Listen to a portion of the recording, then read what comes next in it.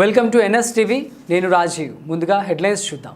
తరతరాలుగా ఇబ్బందులకు గురవుతున్న దళిత వర్గాలను మేల్కొల్పుతూ రెవెన్యూ అధికారుల తీరుపై సోమవారం రాష్ట్ర మాల మహానాడు రామాజీ వర్గం ఆధ్వర్యంలో కడప నగరం అంబేద్కర్ సర్కిల్ నుండి భారీ ర్యాలీతో కలెక్టరేట్ వద్ద నిరసన తెలిపి కలెక్టర్కు వినతి పత్రం రాష్ట్ర మాల మహానాడు జాతీయ అధ్యక్షులు రామాజీ ఇమాన్యుయల్, రాష్ట్ర అధ్యక్షులు తాళ్లపాక వినోద్ కుమార్లు ఇచ్చారు. సోమవారం ఈ సందర్భంగా రాష్ట్ర మాల మహానాడు జాతీయ అధ్యక్షులు రామాజీ ఇమాన్యుయల్ మాట్లాడుతూ దళితుల భూముల పట్ల కడప జిల్లా రెవెన్యూ అధికారులు నిర్లక్ష్యం చేస్తున్నారన్నారు.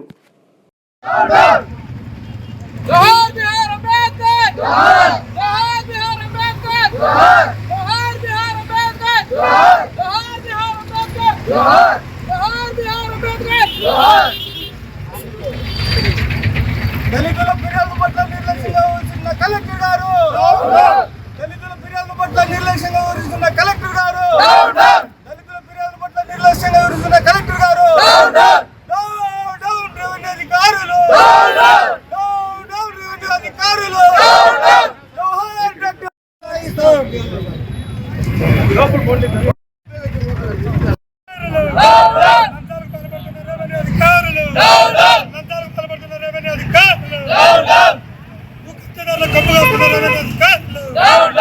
వినోద్ కుమార్, రాష్ట్ర మాల మహానాడు రామాజీ వర్గం రాష్ట్ర అధ్యక్షుడు.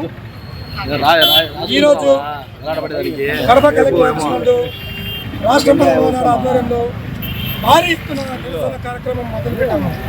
ఎందుకంటే కడప జిల్లానే కాకుండా రాష్ట్రంలో ఎక్కడ చూసినా కానీ రెవెన్యూ అధికారులు కానీ ఆఫీస్లో పనిచేస్తున్న ఎవరైనా సరే వారికి జీతాలు సరిపోక లంచాలకు పాల్పడుతున్నారు. ఎంత సిగ్గుందో మీకు! నెలకు లక్షల జీతాలు తీసుకుంటూ దళిత భూములను వేరే వాళ్ళకు ఆన్లైన్ చేయడంలో సిగ్గుందా మీకు అని రాష్ట్ర మాల మహానాడు ప్రశ్నిస్తుంది. కాకపోతే మిమ్మల్ని అడిగే వాళ్ళు ఎవరు లేరు అనుకుంటున్నారేమో. దళిత భూములను అగ్ర కులస్తులకు ఆన్లైన్ చేస్తే ఉపేక్షించేది ఊరుకుండేది లేనే లేదు. దయచేసి రాష్ట్ర ప్రభుత్వం కూడా ఆలోచించండి. గత ప్రభుత్వంలో కూడా ఎవరైనా భూములు పోగొట్టుకున్నారంటే అది కేవలం మాత్రమే. ఏ ప్రభుత్వం అధికారంలోకి రావాలంటే దళితుల సపోర్టు అంతా కావాలి. కానీ గెలిచిన తర్వాత ఎవరి భూములు కబ్జా చేస్తున్నారంటే మా దళిత భూములే కబ్జా చేస్తున్నారు. అయ్యా ప్రభుత్వ అధికారులు, కలెక్టర్ గారు, ఎవరైతే ప్రభుత్వ భూములను నాకు ఇచ్చి వాటిని ఎవరు కబ్జా చేసుకున్నారో వారిపై కఠినమైన శిక్షను విధించి జైలుకు పంపించవలసిందిగా కోరుచున్నాం. అంతేకాకుండా సబ్ రిజిస్ట్రార్లు కానీ దళిత భూములను ఏమి లేకుండా ఇతరులకు ఆన్లైన్ ఇచ్చి రిజిస్టర్ చేసుకున్నారు. ఇది ఎంతవరకు సబబు? అయ్యా గమనించండి, దళితులు ప్రతి ప్రభుత్వంలో నష్టపోతున్నారు. పోయిన ప్రభుత్వంలో అలానే ఉంది, ఈ ప్రభుత్వంలో కూడా అలానే ఉంది.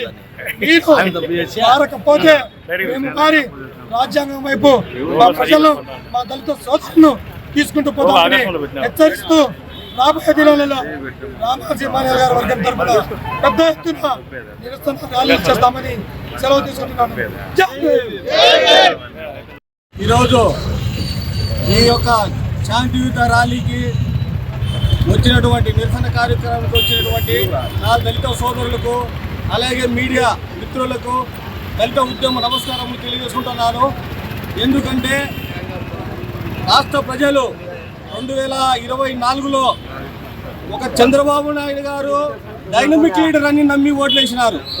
ఆ రోజు ఎన్నికల ప్రచారంలో నేను ఎవరైతే అధికారి భూ కబ్జాలకు పాల్పడినా, అవినీతికి పాల్పడినా వాళ్ళని వెంటనే చర్యలు తీసుకుంటాను, వాళ్ళని ఇంటికి పంపుతాను చంద్రబాబు నాయుడు డైనమిక్ లీడర్ అని ప్రజలు ఓట్లేసి ఈరోజు డైవర్ట్ ముఖ్యమంత్రి అయినాడు. ఇది సిగ్గు ఇది. ఎందుకంటే వచ్చిన ఎవడో సోషల్ మీడియాలో పెట్టాడు, వాడు పెట్టాడు, వీడు పెట్టాడు అని మాత్రమే వాళ్ళని జైలు పంపిస్తున్నాడు. కానీ ఈరోజు దళిత బ్రతుకుల మీద దాడి చేసిన వాళ్ళ మీద ఎటువంటి చర్యలు తీసుకోలేదు.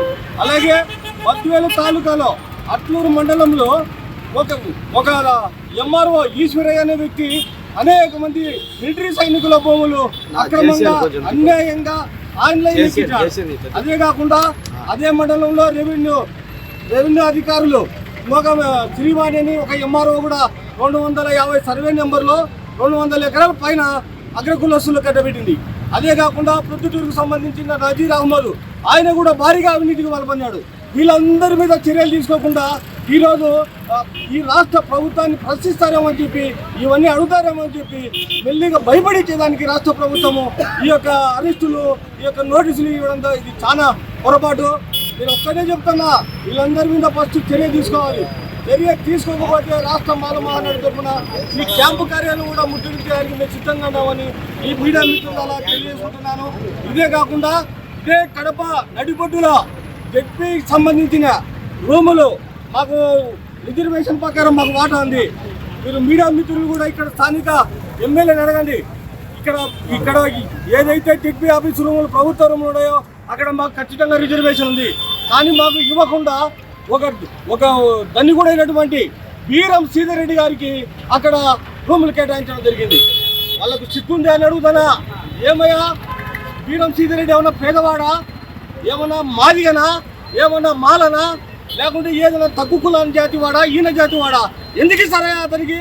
ఎట్టిచ్చారు మీరు? నోటీస్ ఇవ్వకుండా, ప్రజల ప్రెస్ మీట్ పెట్టకుండా, టెండర్ పద్ధతి లేకుండా ఈడ అన్యాయం కదా? మీకు సిగ్గు అనిపించలేదా? కొన్ని రోజులు చెత్త పంచాయతీ, కొన్ని రోజులు ఏదంటే అది ఏదో ఒకటి తీసుకొచ్చి ప్రజలను డైవర్ట్ చేయడం తప్ప మిగతాది ఏమీ లేదు. అంటే ఎంత నీచానికి పాల్పడుతుందంటే అంత నీచానికి పాల్పడుతుంది. ఇదే ప్రతి స్పందనలో జిల్లా నలుమూల నుండి ఛార్జీలు పెట్టుకొని కూలి పోగొట్టుకొని ఏదో న్యాయం జరుగుతుందని వచ్చే ఇక్కడ స్పందన, కలెక్టర్ గారి స్పందన శూన్యం. ఒక్కటి కూడా జరగలే. నేను ఒక నేషనల్ పేషెంట్గా నేను 4 సార్లు ఇచ్చిన ఇక్కడ. ఆమె ఏ ఒక్కటి కూడా స్పందించిన పాపాలు పోలేదు. ఎందుకని అంత మా పట్ల నిర్లక్ష్యము? ఎందుకు మా పట్ల నిర్లక్ష్యము? ఇప్పుడే చెప్తాను, ఈ ద్వారానే ఈ మాత్రం 2023లో భూ రీసర్వే పేరుతో దోచుకున్న భూములన్నీ రద్దు చేయాలా? ఎవరు అయితే లబ్ధిదారు ఉండడో వాళ్ళకు పంచేంత వరకు ఈ పోరాటం ఆగదని రాష్ట్ర మాల మహానాడు డిమాండ్ చేస్తూ హెచ్చరిస్తుంది. అదే 2-3 ఇది 24 గంటలు టైం ఇస్తున్నాం. ఇక్కడ